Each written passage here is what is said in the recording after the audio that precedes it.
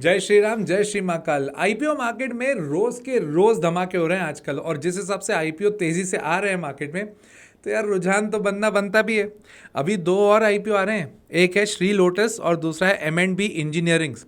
जिन लोगों को real estate में ज़्यादा ऐसा लगता है ना कि रियल स्टेट में पैसा डालना है, उन लोगों के लिए आ रहा है बेसिकली आईपीओ। और इस आईपीओ में क्या होने वाला है, किस तरह से इसका वैल्यूएशन है, इसी चीज़ के ऊपर एक डिटेल वीडियो आपके सामने है। बट ये ध्यान रखिएगा, ये कोई बाइंग सेलिंग रिकमेंडेशन नहीं है। इसको बाइंग सेलिंग के हिसाब से मत देखिए, इसको प्राइमरली एजुकेशन पर्पस के हिसाब से देखिए, ताकि आपको मज़ा भी आए, चीज़ें समझने भी आए और आप अपने डिसीजंस खुद ले पाएँ। तो जैसा कि आप जानते हैं कि इस तरह के जो भी वीडियोस होते हैं, मैं उसको कुछ अपने चैप्टर्स में डिवाइड करता हूँ। इसको भी मैंने 5 चैप्टर्स में डिवाइड किया है। सबसे पहले will be talking about business of the company. Second will be talking about the IPO details. Third, financials of the company जानना बहुत ज़रूरी है। Fourth, will be talking about their valuation. And fifth, grey market premium. Last में मैं ये तो ज़रूर बताता हूँ कि मैं इसमें इन्वेस्टेड करने वाला हूँ या नहीं। So let us begin with the first part when will be talking about Shri lotus developers, और उनकी बात करेंगे बिजनेस के बारे में। Mumbai based real estate company है ये। मुंबई में घर लेना एक बहुत बड़ा सपना होता है बहुत लोगों के लिए, और ये बेसिकली क्या करती है, रीडेवलपमेंट वाली चीज़ें ज़्यादा करती है। रीडेवलपमेंट का मतलब एक जगह पर जहाँ पर डेवलपमेंट की रिक्वायरमेंट है वहाँ पे उसको रीडेवलप कर दिया, या फिर बिल्डिंग डिमोलिश करके वापस उसको बना दिया। तो रीडेवलपमेंट करती है ये। अल्ट्रा लग्जरी और लग्जरी सेगमेंट की कंपनी है ये। मिडिल क्लास लोगों के लिए नहीं है। बॉम्बे का मिडिल क्लास मतलब बहुत सारी सिटीज़ का अपर क्लास ही होता है, बट वहाँ पर भी लग्जरी और अल्ट्रा लग्जरी सेगमेंट में है ये। कहाँ कहाँ पे? अब यार बॉम्बे का अल्ट्रा लग्जरी कहाँ होगा? जूहू है, बैंड्रा है, अंधेरी वेस्ट है, वर्सोवा है, ये सारी जगह पर ये लोग काम कर रहे हैं। इनको 2024 में और 2025 में बेस्ट रियल एस्टेट ब्रांड का भी अवार्ड मिला है। अब देखो यार, बॉम्बे की बेस्ड कंपनी है तो कुछ ना कुछ तो अफलातूनी कर ही रही होगी, कोई डाउट नहीं है। Let's come to the second chapter, that is IPO details. 792 crore का ये आईपीओ पूरा का पूरा फ्रेश इशू है। अब फ्रेश इशू का मतलब कि कंपनी ये पूरा आपसे जो पैसा ले रही है उसको किधर डालेगी? कंपनी में ही इन्वेस्ट करेगी। ऑफर फॉर सेल का मतलब क्या होता है? कंपनी आपसे पैसा लेगी और जो प्रमोटर्स है वो अपना पैसा आपसे ले जाएंगे, है ना। तो ये पूरा का पूरा फ्रेश इशू है। तो क्यों चाहिए इन्हें पैसा? क्यों चाहिए? इनकी बहुत सारी सब्सिडरीज हैं, उसमें इन्वेस्ट करना है ताकि फ्यूचर ग्रोथ हो। कहाँ पे होगी? रियल स्टेट में। तो इनकी सब्सिडरी भी कौन सी होंगी? रियल स्टेट की। पैसा कहाँ लगने वाला है? रियल स्टेट में। तो इनका फोकस इस तरह से है। 792 करोड़ का ये आईपीओ है। Let's come to the third chapter, that is financials. 23 में 169.95 करोड़ का इनका रेवेन्यू था, जो बढ़कर 24 में 466 करोड़ हुआ। गुड इनफ, अच्छी ग्रोथ है यार, डबल से भी ऊपर हो गया। और 25 में स्टेबिलिटी से भरे हैं 569 करोड़ में।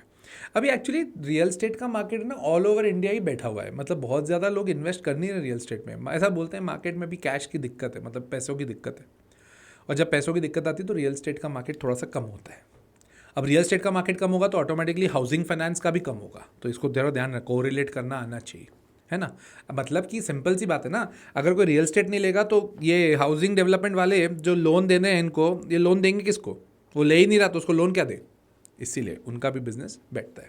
प्रॉफिट आफ्टर टैक्स पहले 16 करोड़ का था, जो बढ़कर 119 करोड़ हुआ और अब 227 करोड़ है। मतलब प्रॉफिट मल्टीप्लाई होते जा रहा है। रियल स्टेट की वैल्यूएशन भी इसमें मैटर कर जाती है। पहले इनके पास बोरोइंग्स थी 329 करोड़ की, बढ़कर हो गई 428 करोड़, और अब घट गई हैं 2025 में 122 करोड़ है। That's amazing actually. Let's come to the fourth chapter, that is valuation. Price earning ratio इनका 32 का है। महिंद्रा लाइफ स्पेसेस का 91 का है, तो उससे तो अच्छे खासे वैल्यूएशन पे है। की स्टोन रियल्टर्स की अगर बात करें, उनका 48 है, इनका 32 है, तो अभी भी बहुत अच्छा है। आर्केड डेवलपर्स जो भी रिसेंटली आईपीओ आया था जिनका, उनका 22 है, इनका 32 है, तो वहाँ से थोड़ा सा ओवर वैल्यू किया है।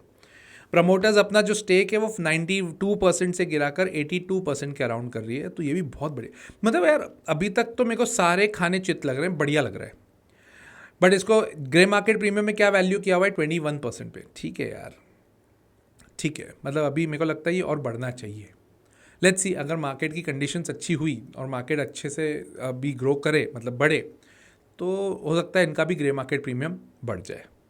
और अभी तो जिस हिसाब से वॉर की सिचुएशन हुई थी ना, तो वॉर की सिचुएशन में भी रियल स्टेट में बहुत बड़ा धक्का लगा है।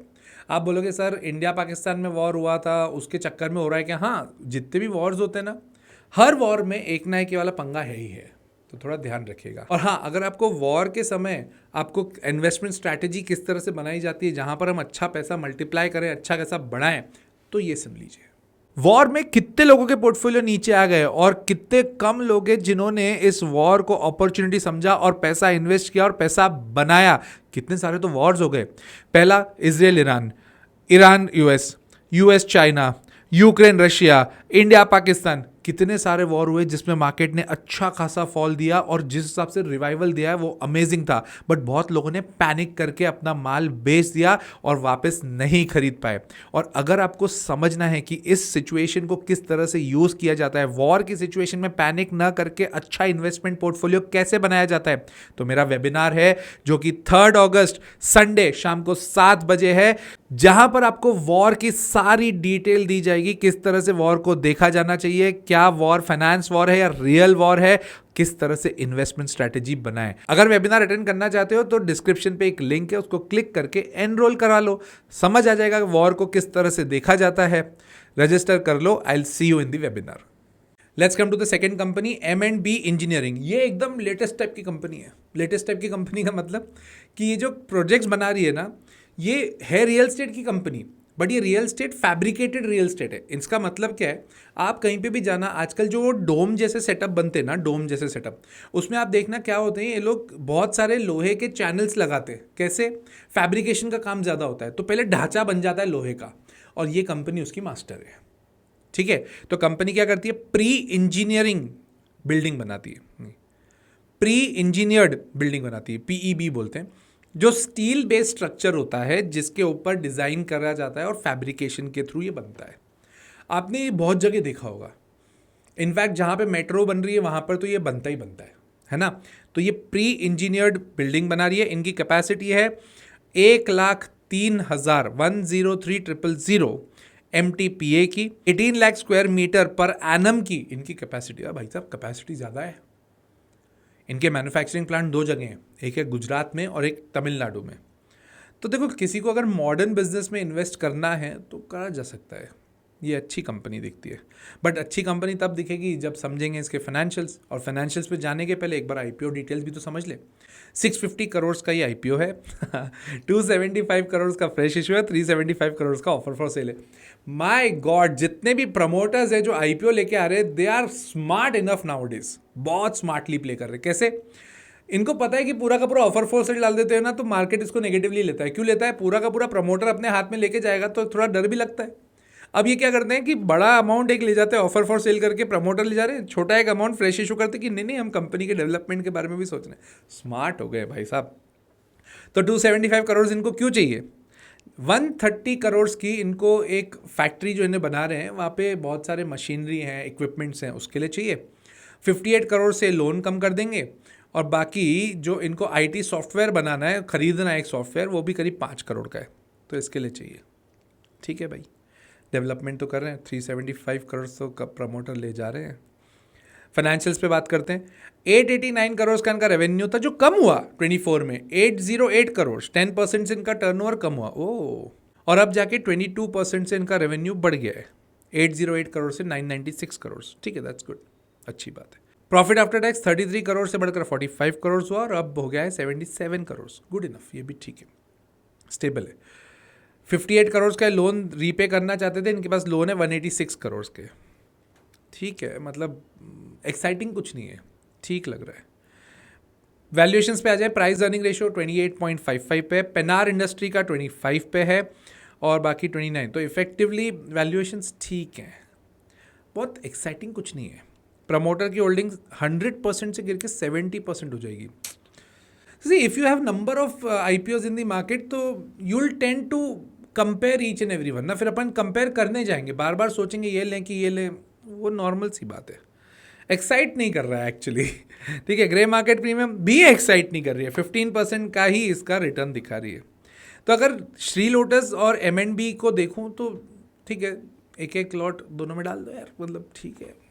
मतलब मैं तो ऐसे ही करूँगा, थोड़ा थोड़ा डाल दूंगा। आ गया तो बहुत बढ़िया, नहीं आया तो कोई बात नहीं, क्योंकि IPO मार्केट में वापस आग तो लग रही है, लोग डाल रहे हैं पैसा। और अगर आपको मेरा कंटेंट अच्छा लगता है तो लाइक कर दिया करो यार वीडियो, सब्सक्राइब कर दिया करो चैनल, शेयर करना अपने दोस्तों के साथ, और साथ साथ कमेंट करके मुझे ज़रूर बताओ और कौन सी कंपनी पर डिटेल वीडियो चाहिए, मैं ज़रूर बनाऊंगा जैसे ये भी बनाया है। टिल देन, जय श्री राम, जय श्री महाकाल।